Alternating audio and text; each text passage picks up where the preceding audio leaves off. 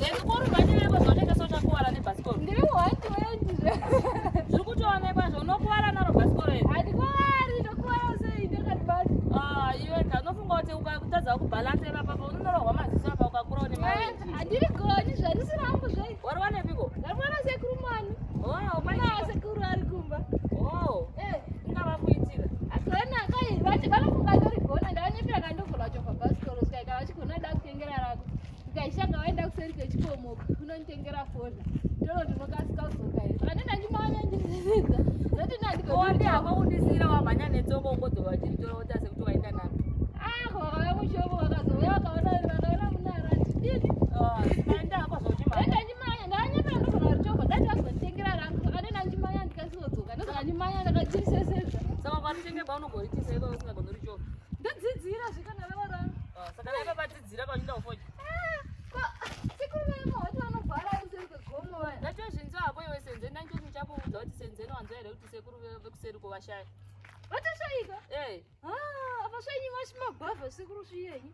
Iwe senzeni usadaro. Taikumbira magwavha zveinda chikora. Kwai hapana asi tona muti wose akaita enda. Zvaanenge asipo pamanenge wakamafirita zve. Ivi. Manje vakasirisa kufa zve. Dai vazofa vanhu vegreat hope vari kuzva mahofisi zvemunozimbabwe. Great hope funeral police ka. Iye wakambotaura nezvaveya. Vanga vachimbowa kuSouth chete. Ke vari kuuya muZimbabwe. Kwai vanovhura mumatauni ose mahombe akaita seHarare, kuBulawayo, Gweru namo matauni mahombe ari muno muZimbabwe. Nosekuru havadokasirisa kufa. Dai vangoti mirei mbijana. Vazofa Great Hope yauya. Mazani mhaka yenjirero. Great Hope ka ukarejesta chero nemhuri yako yose. Ukafa vanongokusenga, votokuindisa, vonokuviga. Kofini zvose ndezvavo, zvituro zvinoiswa parufu, dheko nechikafu zvese zvezvi zvavo. Ava vakanakawo. Unofa wakasununguka. Haumovi une stress uchiziva kuti unosengwa neGreat Hope. Chero ukavigwa mozati makofini avo manakira akaita here. Ukavigwa naro chero kupfuka ufuki. Kuita gorita katona uchitoita gorita tonongodawo nemamhepo. Aiva nemamhepo ukaona zvawaona zvakanaka senzerika ukapfuka unenge une mamhepo zveshuwa. Kai unotongorejesta hazvitonetsi zvekurejesta zvacho. Saka hanzi unoita seiko? Ndokuudzai zve unoda kujoina.